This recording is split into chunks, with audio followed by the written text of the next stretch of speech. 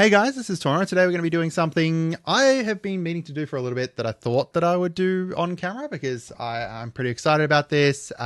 Pretty excited about this commander, and I want to show you guys kind of how I build a commander deck because everyone has their own kind of ways that they kind of go about it. Some people will grab the commander and then they'll kind of go through and look up the best cards to kind of go alongside them. However, as someone who has got a lot of cards, this is how I'm going to do it. So I'm going to show you guys exactly how I kind of go about it. So that way you guys have an idea on how exactly I do it. So that way, if you're building commander deck, you can do the same. If you've got a whole bunch of bulk or something that you're kind of sitting on or whatever, like over the course of a billion pre-releases and going to different sets and, you know, just overall buying boxes, I've kind of built up a big kind of collection of cards over here. So I want to kind of use those prior to, or even like, you know, make sure that I've got those cards before I go and buy cards that I might not need to purchase. So yeah, I just kind of wanted to go through my deck building process. Before we do get into it though, this video is going to be sponsored by Quokka mouse pads or TCG mats. They do amazing art. You can, you know, get some set art from there, like, you know, actual art from like here, or you can get custom playmats, which is I'm going to show off for the video. So let's go and bring this up here so that way you guys can see my, you know, amazing Gambit mousepad. And let's go through. So I should actually show you guys which commander I'm building, just so that way you're 100% aware. So we're going to be building Captain Howler Sea Scourge today. So he is a shark pirate from the new Aether Drift. He has Ward 2, pay 2 life, and he has whenever you discard one or more cards, target creature gets +2/+0 until end of turn for each card discarded this way. Whenever that creature deals combat damage to a player this turn, you draw a card. So the first thing I kind of do is I sit here and I think about the actual, you know, commander. So obviously, you know, Howler is going to work off of discarding cards, first of all. And we have to obviously draw cards to kind of go alongside that, because if we're just discarding a whole bunch of cards, then we're going to have nothing on our hand to be able to play.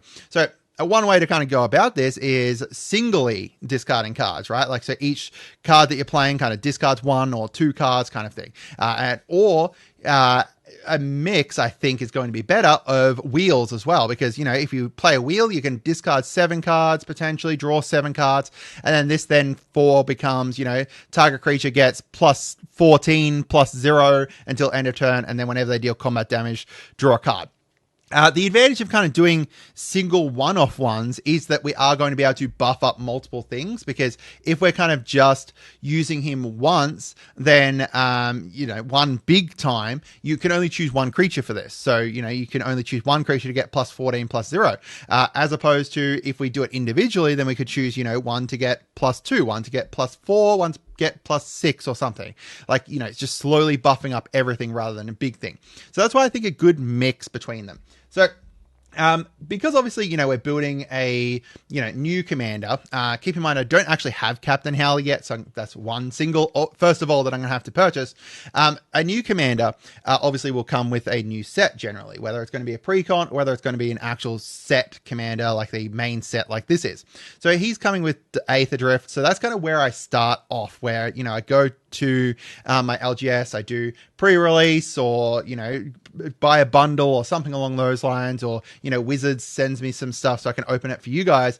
I kind of start off with that stuff there that I already have from the actual set, because I think that's a good kind of idea, because generally the cards that come with the commander, like in the set that the commander's in, will synergize well with the commander, if that makes sense. So these are the ones that I had from kind of the set to kind of go alongside it. So we've got a land already with the River Pyre Verge here, one of the new Verge lands. I got really lucky with that. And then we've got some other ones of these guys. So these are obviously, you know, mostly going to be pirates. And they'll have like cycling here, which is, you know, we're going to discard it to get something. You know, these are cycling here. Or we've got other ones that are just kind of big payoffs. Like this is whenever you discard one or more cards, it deals damage to each opponent. That is a win con essentially. Because if we're, you know, wheeling our hand, that's dealing 7 damage to each opponent. If we do that multiple times, boom. Moment to Endurance, I played this within the actual pre-release, and by God, it was so good. It is whenever you discard a card, choose one that hasn't been chosen. Now, keep that whenever you discard a card. So if you discard 3 cards at a time, you get to do all 3. It's draw a card, create a treasure, or each opponent loses 3 life. That part there won me like 2 games, just slowly draining people out by discarding it. We've got a spell pierce here, so a counter spell. Obviously, within is it, so that's another thing to kind of keep in mind is what kind of commander do you have, because that's going to influence what type of cards you need, right? Like, you know, not just their actual abilities, but, you know, the fact that he's an is it commander means that we're less likely to get like actual removal on the board. We're more likely to need like counter spells and stuff. So we've got Race's Scoreboard. I like this one. It's potentially one that's going to get dropped. It is when it enters draw 2, then discard. So it's got a discard built into it. But this part here, spells you cost 1 less. I was really surprised by speed within the actual, like, you know, set and stuff. We've got another land there with Night Market, another Fish Pirate, a vehicle there. So I have this one in here because it gives double strike, and I think that double strike's pretty good when we're going to buff something up potentially by, you know, plus 14 plus 0. If we give something, you know, flying and then plus 14 plus 0, and then boom, now we're going to be hitting someone with a 28 for 28 damage, and that's just the stuff that was added on. We've got another guy in here. This one is very likely to get cut too because it's just a one-off. Draw a card and discard. Not hugely great. Thopter Fabricator, we've got Thunderhead Gunner here, starting column, and then Kickoff Celebrations. Now, this is obviously my pre-release. Sorry, this is not my pre-release stuff. My pre-release stuff somewhere else. So I do know that there's at least one other card in my pre-release stuff that I do need to add in here, which is another one that of the red, like it's kind of like this, where it's whenever you discard a card, put that many +1s. That's another thing to keep in mind, is that this is put that many +1s onto it. So if you discard 7 cards at a time, you're putting 7 +1/+1s. All right. So after I go through my stuff from the actual set, right? So, you know, we've got our lands, we've got some creatures there. I kind of just keep all this together. I'm not too fussed about it because I'll analyze it later on, because analyzing it by hand, I don't personally find that easier. I'd rather do it how I do it later. I start going through my bulk, right? So here, this is all my red cards. It's got a little label here that says red on it that you can't see because the camera's too zoomed in.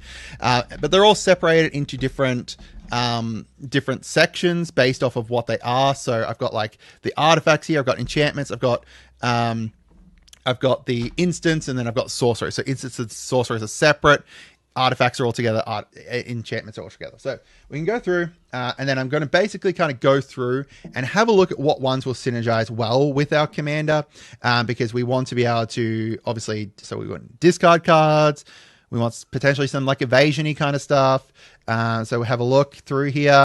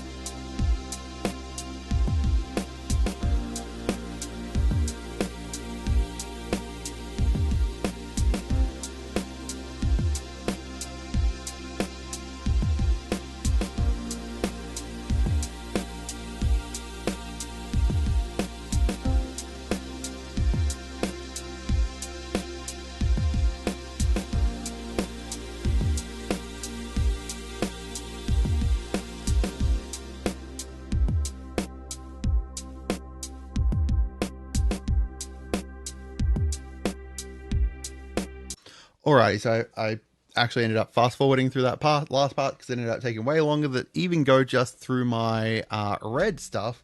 So instead, I've kind of skipped forward. I've taken, the big pile of cards that we've got here, and I've chucked them all into Architect. Now, this is how I generally go through it.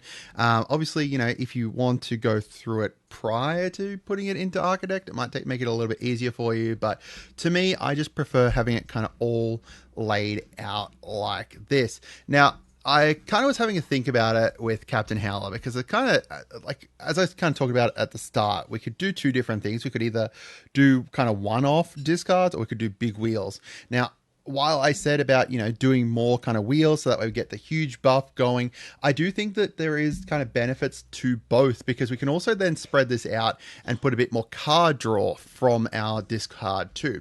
So I'm going to do kind of a mix of it. I want to have, both discard and card draw. And one of the other things that I kind of was thinking about as I was going through is the fact that I do need some ways to recover my graveyard back into my deck in case I do kind of, go through discarding a bit too much. So what I've basically done is taken it all and I've chucked it all into Architect, and I've sorted it all kind of my mana value, grouped it by type and everything. And we've got 128 cards. Now this is including, like, basically all of the cards that I own that would kind of fit into this deck. So, we've got enchantments, we've got all our instants and sorceries. We've got lands here. Obviously, 16 lands is not enough, so we're going to need more lands. So I think the first thing I kind of do here usually is just go in, add in both of all of our basic lands. So that way we've got our islands, we've got our islands and our mountains here, and then I'm going to up this to basically whatever I want our land count to be. I think 37 here, maybe. We've got lots of card draw.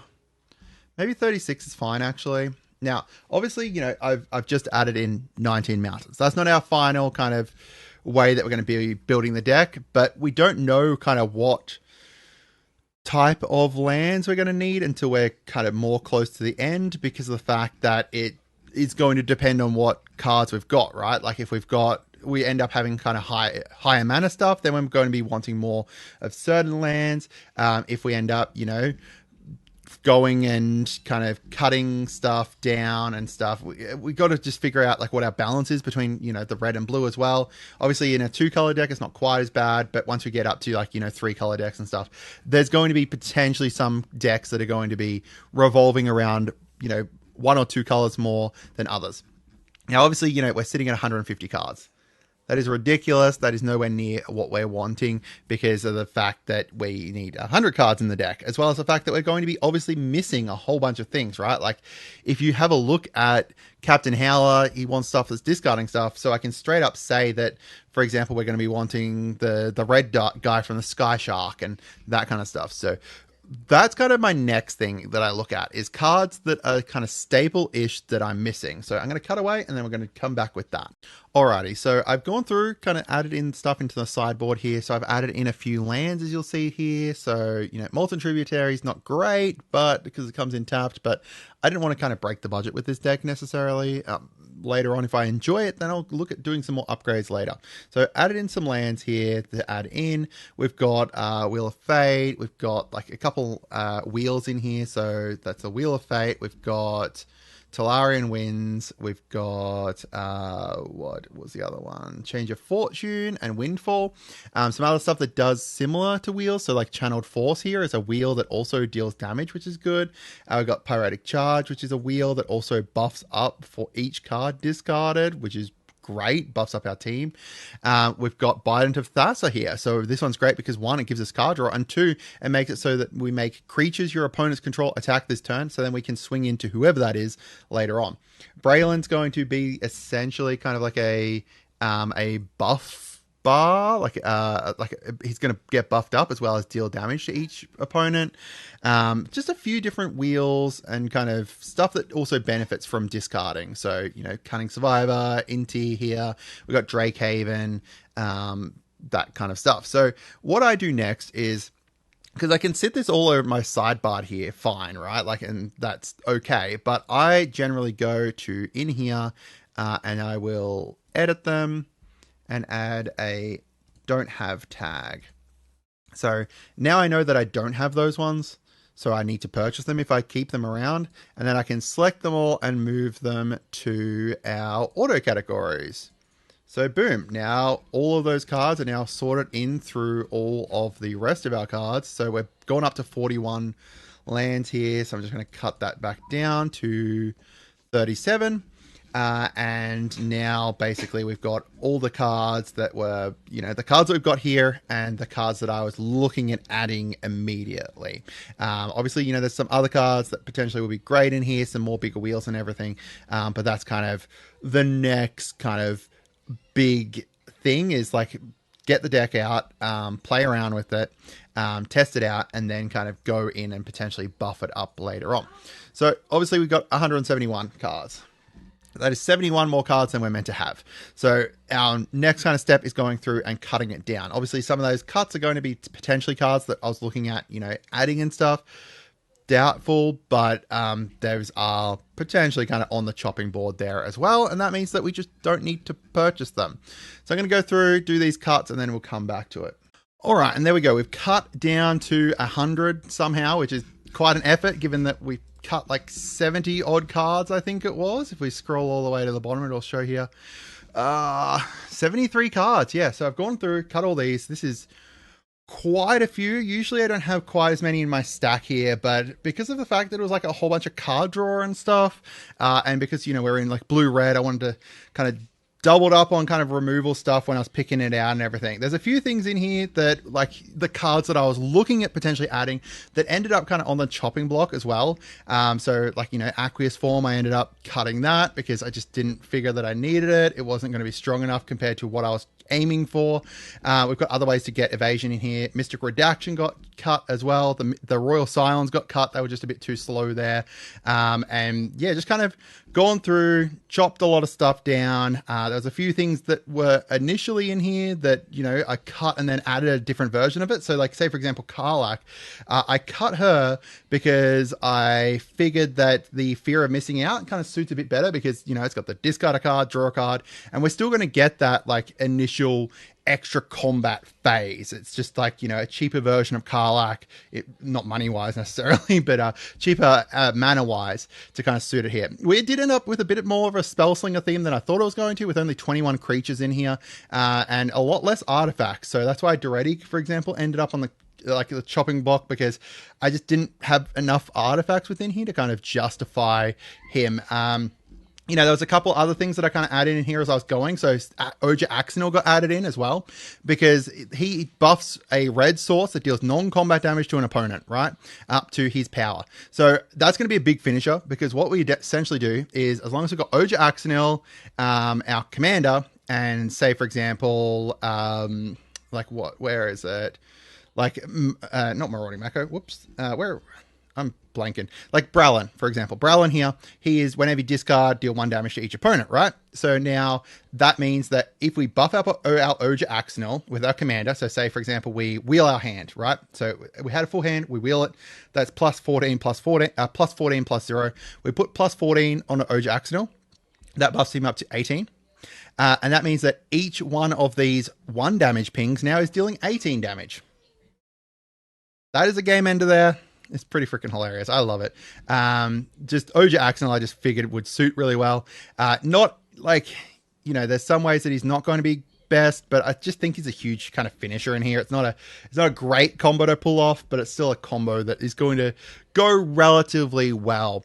We did end up cutting Gratuitous Violence to just switch in City of Fire. To keep City of Fire. I figured City of Fire is fine to kind of have in here.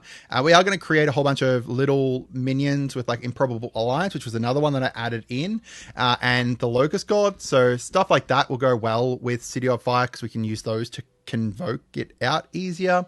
We kept fleeing. Just a lot of the draw stuff that I had in here.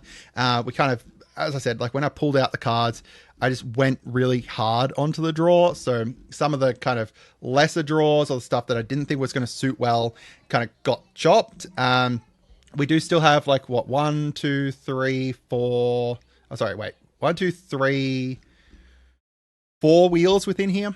Nano G conversion as well as another finisher, because we use that. We turn everything into Howler, and then we wheel, and then now all of a sudden each of those Howlers is going to all give plus 14 to something. It's pretty bonkers. And I kept part of the Pyromancer. I wasn't sure about this one, but if we ignore this part here, it's a wheel that can potentially pay for itself and then also draws us cards. So it's pretty good, I think. So the last kind of couple steps in here, first of all, is looking at the mana. So obviously, you know, at the moment, our mana is kind of sitting not great. So like, I kind of just chucked in a whole bunch of mountains. So if we go down here, it's not too bad. Like the cost is slightly off. So we just kind of have to go adjust that. So let's just cut down to, whoops, not that one. Where's Island? There.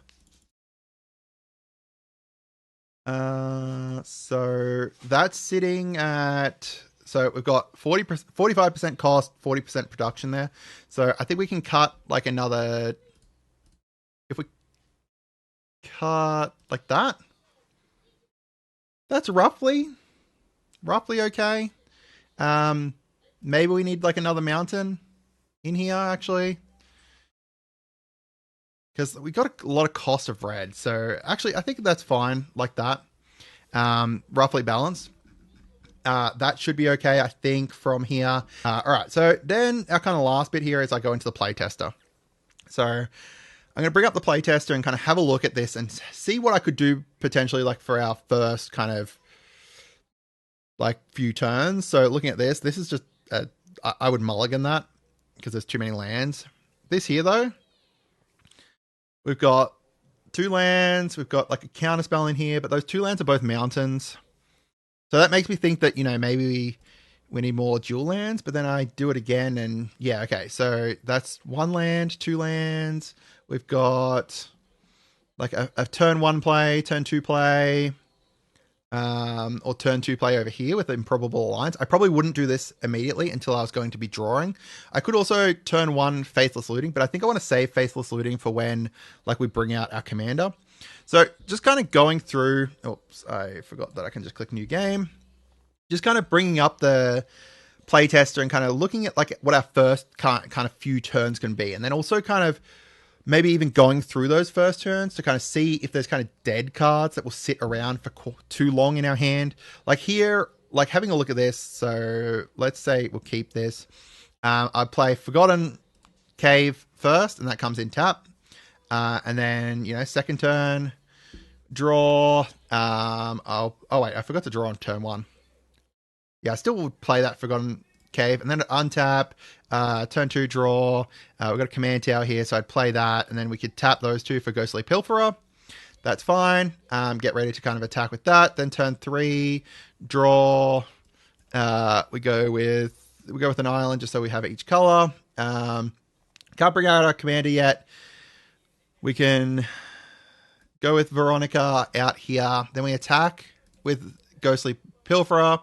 And then we get to draw a card from him. Oh, sorry. No, we don't get to draw a card. Whoops.